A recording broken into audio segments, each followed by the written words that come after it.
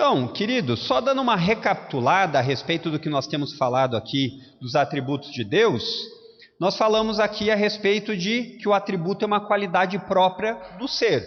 E quando nós falamos de Deus, elas são as perfeições atribuídas a Deus, lembram disso? E que elas podem ser verificadas na obra da criação, da providência e da redenção. Depois nós falamos aqui nas divisões dos atributos de Deus. Então falamos das perfeições, que Deus é perfeito, então algumas pessoas não dividem os atributos por entenderem que esses temas deveriam ser tratados dessa forma. Outros dividem de maneira didática em atributos comunicáveis e incomunicáveis. E outros ainda, como nós estamos fazendo, em atributos naturais e atributos morais. Lembram disso até aqui? Então vou passar aqui que na verdade eram os 6 que nós queríamos. Os 3 primeiros atributos naturais que nós vimos: vida, espiritualidade, personalidade. Depois falamos na autoexistência. E na aula passada nós falamos a respeito, aqui é uma recapitulação. Paramos em qual? No 6, isso mesmo, que é qual? Onisciência, paramos aqui, né? Todo mundo lembra bem? A ideia da onisciência é uma característica que só Deus tem. Então Deus, não existe nada que Ele precise aprender ou que Ele possa aprender. Diferente de você e de mim, que precisamos aprender diariamente. Inclusive e especialmente a palavra de Deus, né? Estava lendo agora, na minha leitura novamente da Bíblia, cheguei em Oséias, e eu fiquei pensando, eu nunca tinha lido aquilo. Não é que eu nunca tinha lido, já li algumas vezes, mas você chega lá, parece que não existiu.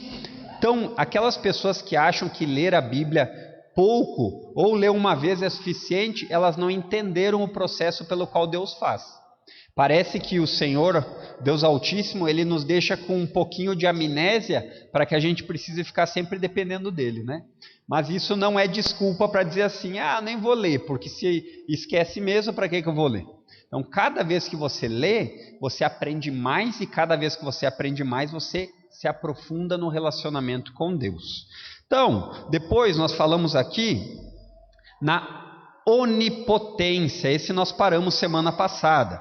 O que quer dizer isso? Quer dizer que Deus tem poder ilimitado. O que quer dizer isso? Que não existe nada que possa conter Deus.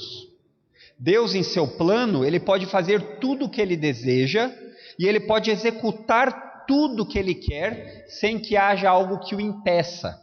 O que quer dizer isso? Quer dizer que Deus não tem nenhum limite, no sentido que Ele não possa cumprir. Onde nós vemos isso? Nós vemos isso na criação de Deus. Nós vemos isso na providência de Deus. Por exemplo, seria a mesma coisa que se nós dissermos que Deus, ao salvar alguém, Ele não consegue sustentar a salvação. Isso tiraria a onipotência de Deus. Por isso que nós sabemos que a salvação é do começo ao fim de Deus. E por saber que Deus tem poder ilimitado, Ele é capaz de sustentar a sua fé até o dia, aquele dia. Abra aí suas Bíblias em Jó 42, verso 2.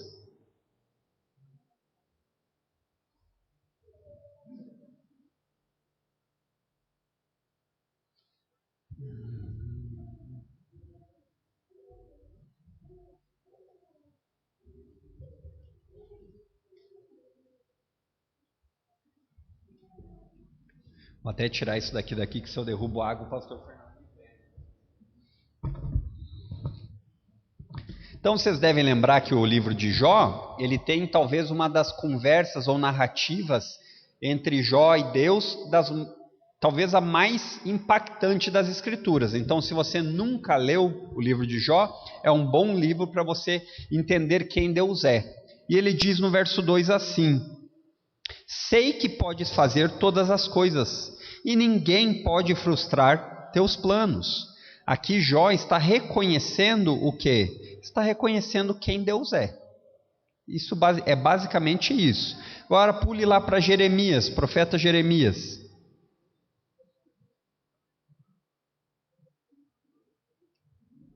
(32:7).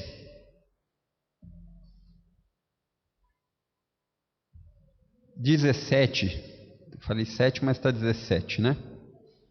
Fui olhar o verso 7 aqui, eu disse não, mas não está certo.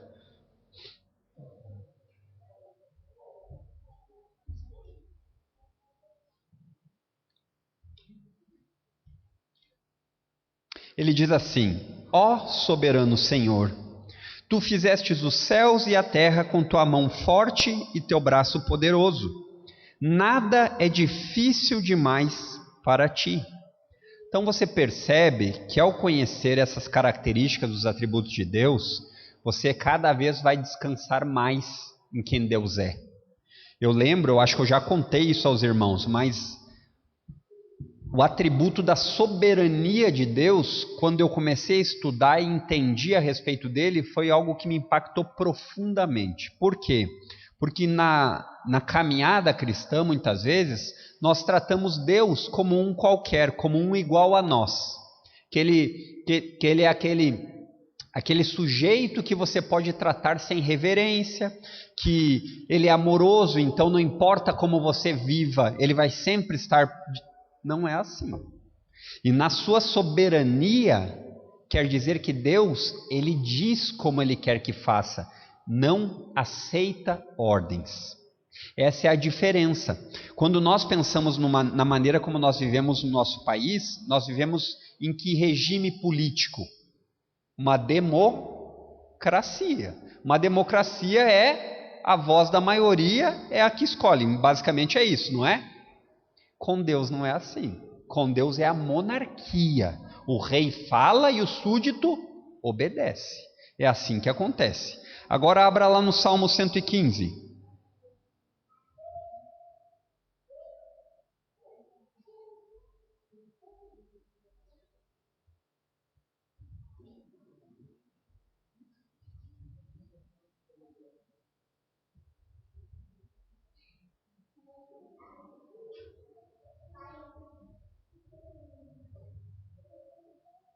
E esse é um salmo que também vale a pena você ler ele inteiro. Ele faz vários contrastes entre aquilo que os seres humanos pensam ser Deus e quem é o Deus verdadeiro. Então o verso 3 diz assim: nosso Deus está nos céus e faz tudo como deseja. É simples de escutar, né? Mas muitas vezes é difícil de engolir. Essa é uma verdade que você não pode rejeitar. Agora, irmãos, antes de passar para o próximo ponto e talvez respondendo algumas perguntas, talvez você passe pela sua cabeça, se não passou, talvez virá a passar um dia, mas quando a gente pensa que Deus pode fazer todas as coisas, talvez alguns pensamentos do tipo assim, então Deus pode mentir? Então, se Deus pode fazer todas as coisas, quer dizer que Deus pode se auto-melhorar? Não, porque você tem que entender que quando a gente fala em Deus, Ele é o limite da perfeição. Se Ele fizesse alguém mais perfeito, logo Ele seria Deus, né? E outra coisa, por que Deus não pode mentir? Porque isso vai contra os seus atributos de santidade. Lembram que eu já expliquei que Deus é totalmente santo, totalmente justo, totalmente amoroso? Então isso entra da mesma forma. Ah, mas Deus pode fazer um quadrado redondo? Eu já escutei essas coisas aí. Isso é tolice, né? Tem uma pedra tão pesada que Deus não consiga erguer? Então, quando nós falamos em onipotência, você deve ser sempre levado a um bom senso. Você não vai falar que Deus pode, por exemplo, pecar, porque essas coisas vão contra o caráter de Deus. Entenderam? Ficou claro? Então vamos seguir aqui. Então deixa eu passar rapidinho aqui, que aqui nós paramos, era para ter terminado nesse 7. Então agora nós vamos continuar no 8. Então, o próximo atributo de Deus diz respeito à sua onipresença.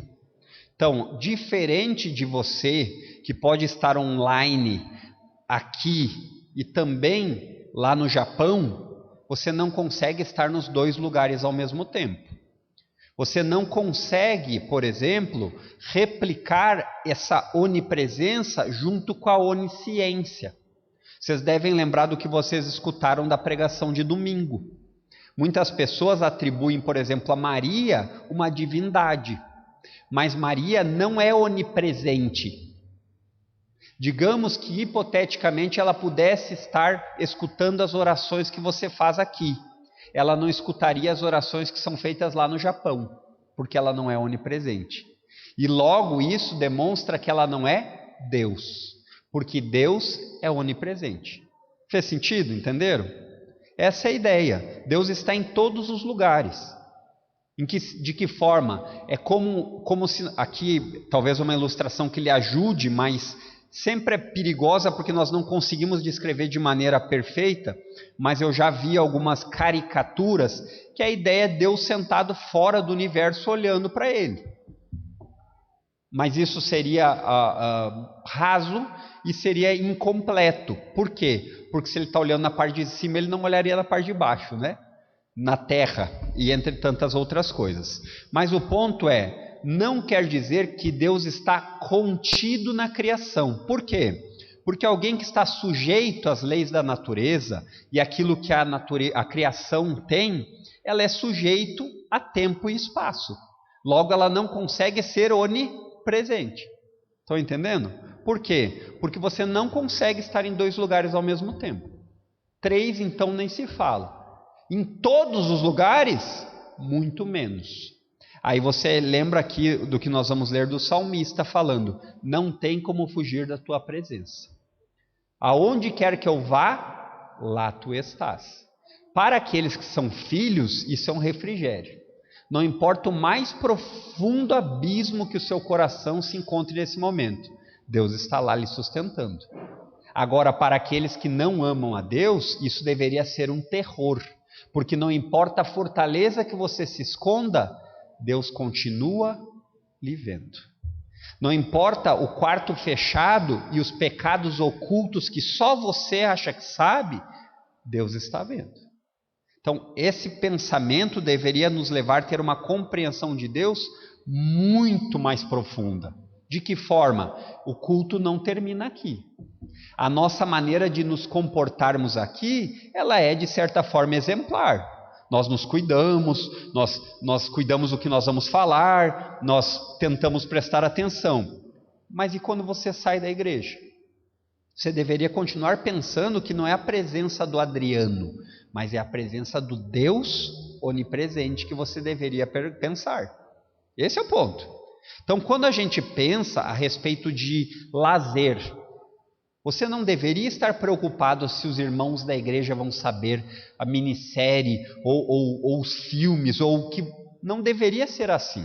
Você deveria lembrar que Deus está presente e vendo. E eu me arrisco a dizer que muitas vezes Jesus choraria com aquilo que nós vemos diariamente. Enquanto nós vemos nos deleitando, usamos nossos olhos para isso, o pensamento deveria ser de choro. Então, eu sei aqui, não sei aqui, mas eu faz muitos e muitos anos que não vejo aqueles programas idiotas, tipo BBB, mas eu sei que às vezes ainda existem alguns irmãos que podem estar num processo de amadurecimento, que emprestam os seus olhos para uma coisa inútil, idiota e imoral. Pois é nesse tipo de coisa que a gente deveria pensar: olha, não tem os irmãos da igreja, mas Deus sabe que eu estou vendo essa idiotice. E além de tudo mais, é uma perda de tempo. Então, é assim que nós devemos pensar a vida cristã. A vida cristã não se resume dentro dessas 4 paredes da igreja. Pelo contrário, essa é a menor parte da sua vida. Então você tem que ser sal no mundo. Por quê? Porque você está naquele que é a luz do mundo. E dessa forma você não brilha aí fora para se mostrar, mas porque a luz brilha através de você.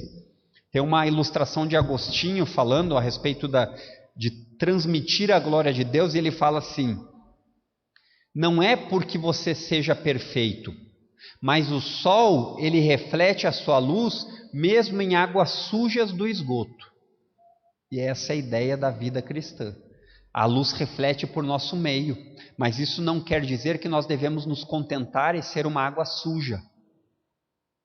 Então vamos abrir nossas Bíblias aí no Salmo 139, que esse inclusive é um cântico que nós cantamos aqui na igreja, né? Talvez um salmo que seja para ser cantado um dos mais belos.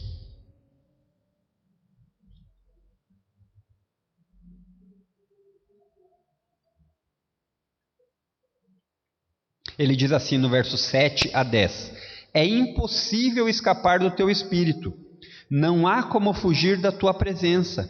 Se subo aos céus, lá está. Se desço ao mundo dos mortos, lá estás também. Se eu tomar as asas do amanhecer, se habitar do outro lado do oceano, mesmo ali tua mão me guiará e tua força me sustentará. Então, o que o salmista está dizendo, a percepção que ele tem certeza é de que o cuidado com Deus, ele não tem limites. E a presença de Deus com ele também não.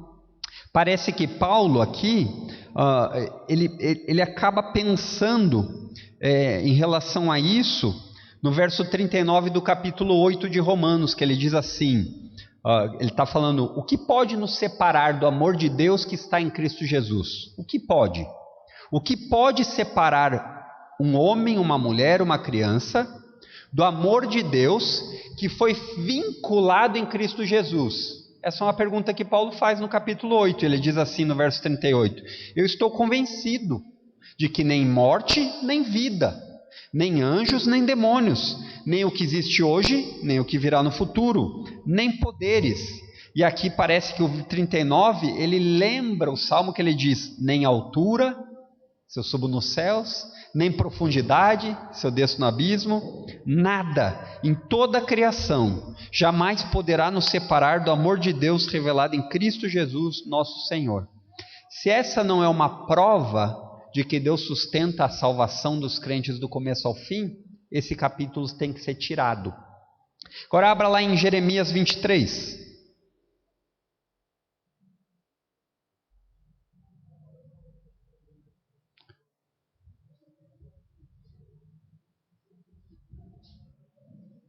Versos 23 e 24.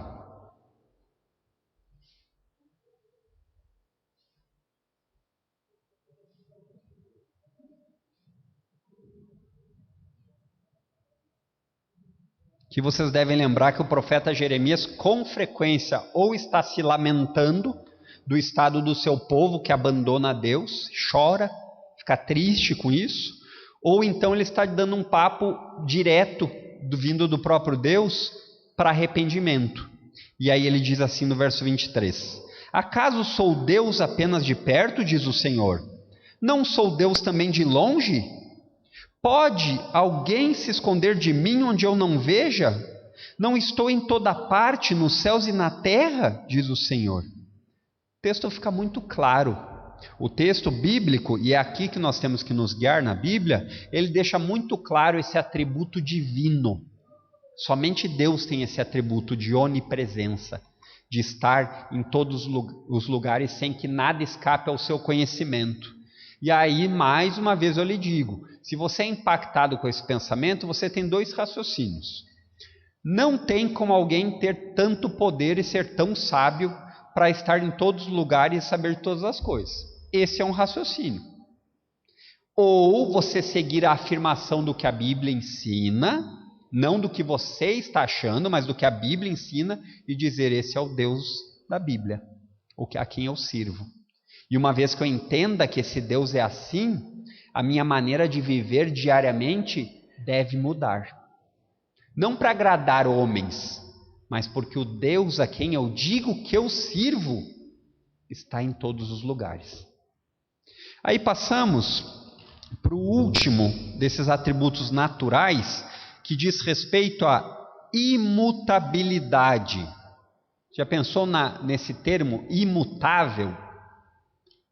Eu parei para pensar esses dias, quando eu li a respeito, quais as coisas nesse mundo que não mudam, que são imutáveis. E quando nós dizemos que não mudam, não necessariamente precisa ser mudar sua forma de branco para preto, mas que conserva a pureza sem desgaste. Eu não consegui pensar em nenhum. O ouro também envelhece, também se desgasta. O branco amarela, se desgasta. Porém, com Deus não existe isso, não existe variação. Deus não muda. Deus é o mesmo, ontem, hoje e sempre. E seu relacionamento com as pessoas, olha que interessante isso, transforma as pessoas, mas ele não é transformado. E existe aí, depois nós vamos falar nos venenos, existem alguns pensamentos que vão para essa linha aí. Que então tem momentos que Deus não tem como agir. No máximo que Deus faz é chorar com você e dizer assim: eu sinto muito pela tragédia que você está passando. Deus não é assim. O Deus da Bíblia não é esse. Não existe nada para ser colocado ou para ser retirado de Deus, porque Deus é perfeito. Aqui, mais uma vez, eu fiquei pensando alguma coisa que não pudesse ser melhorada, e eu não achei nenhuma. Não achei nenhuma. Não existe nada nesse universo que não possa ser melhorado. Por quê? Porque ele não é perfeito. Agora, quando você pensa no Deus das Escrituras, você não precisa se preocupar que em Deus possa existir algum defeito. Mas será que Deus prometeu essas coisas? Será que ele não vai esquecer de cumprir?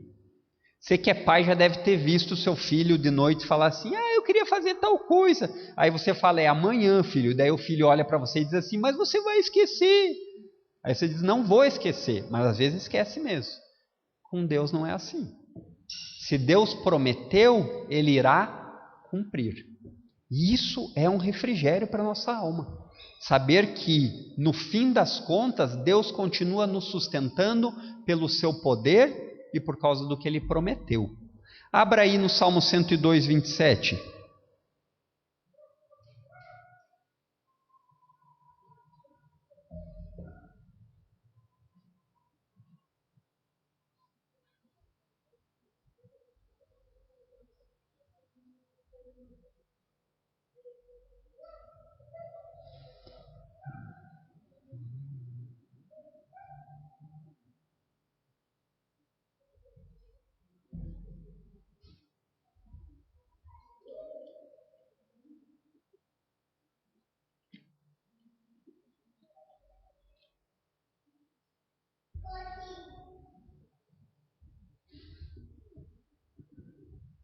Então ele diz assim no verso 27: Tu, porém, é sempre o mesmo, teus dias jamais terão fim. Por que ele está dizendo isso?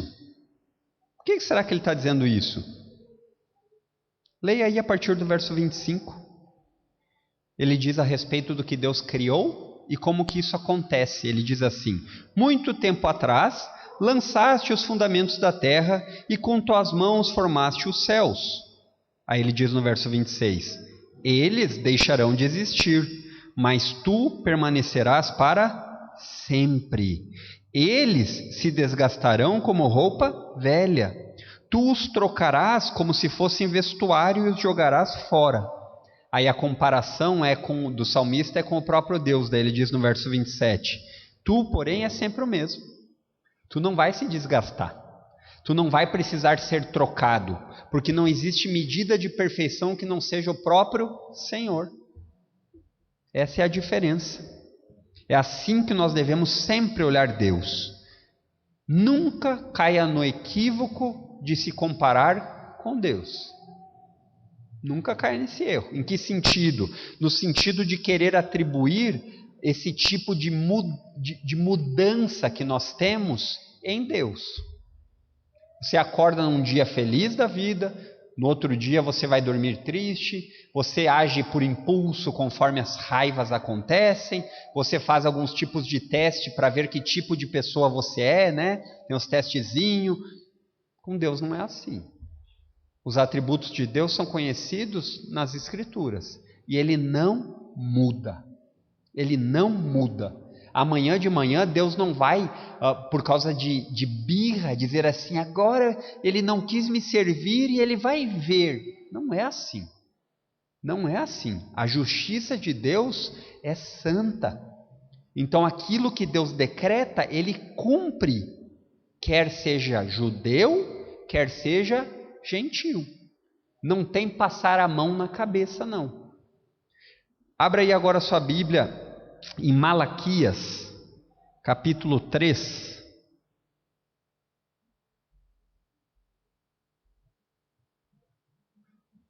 Verso 6.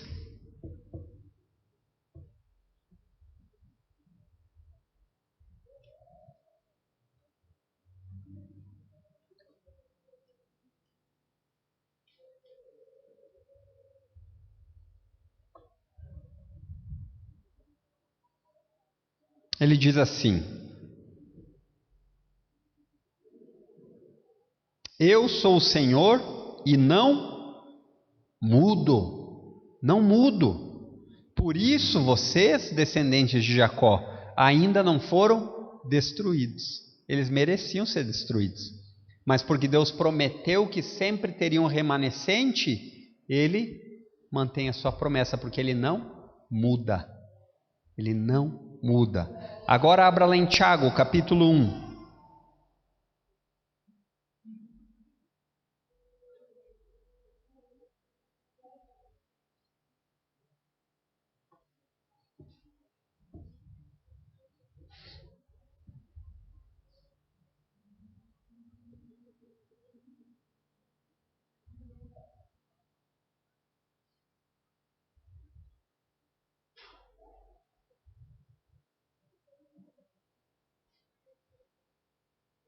Ele diz assim no verso 17: toda dádiva que é boa e perfeita vem do alto, do Pai que criou as luzes no céu. Nele não há variação nem sombra de mudança. Aqui Tiago está fazendo um contraste justamente com aquilo que Deus criou e que é mutável, que são as luzes do céu. Sol, lua, os luzeiros, eles mudam. Mas diferente deles, não há nenhuma sombra de mudança em Deus. Deus não é como as coisas criadas que mudam. Ele cria, mas não é como a gente falou aqui, ele transforma as coisas, mas ele mesmo não é transformado. Ficou bem claro aqui? Agora, antes que os irmãos peçam, eu vou falar. Você tem algumas expressões na Bíblia que fala, Deus se arrependeu, não tem? Você não ficou em dúvida nisso? Você tem algumas dessas. Então eu posso explicar de 3 maneiras, e as 3 maneiras são satisfatórias. Ou talvez tenham mais, mas a primeira é exegeticamente. A palavrinha arrepender-se, que foi traduzida para o português, ela seria muito bem traduzida por entristeceu-se profundamente. Essa é uma possibilidade gramatical do texto. Então, quando fala que Deus olhou aquilo que estava acontecendo com o homem e se arrependeu de ter feito o homem, não é que ele diz assim, olha, fiz algo ruim, errado. Ele está olhando aquilo e ele fica profundamente triste. Essa é a primeira possibilidade. O texto gramaticalmente é possível ser mudado dessa forma. Caso você não quisesse mudar, você precisa entender que a Bíblia muitas vezes tem uma linguagem, é o que Calvino fala, que Deus é como uma mãe que balbucia para os seus filhos palavrinhas, para os filhos poderem entender, porque senão os filhos não entenderiam. Então, muitas vezes nas Escrituras existe uma aproximação de linguagem para que nós possamos entender o texto que ele quer dizer. Isso é uma figura de linguagem muito comum. E por fim, que eu acho que seria o que fecha, se você disser assim, mas não estou bem convencido, é que você precisa entender que todos esses pensamentos que você tem não são a mesma coisa para Deus. Quando diz que Deus se arrepende de algo, não é porque Deus errou, mas é porque simplesmente ele decidiu mudar de direção. Simples assim. Quando você e eu nos arrependemos, essa palavrinha está sempre carregada de conotação negativa, não está? Porque quando nós nos arrependemos é porque nós fizemos algo ruim, errado. Com Deus não é assim.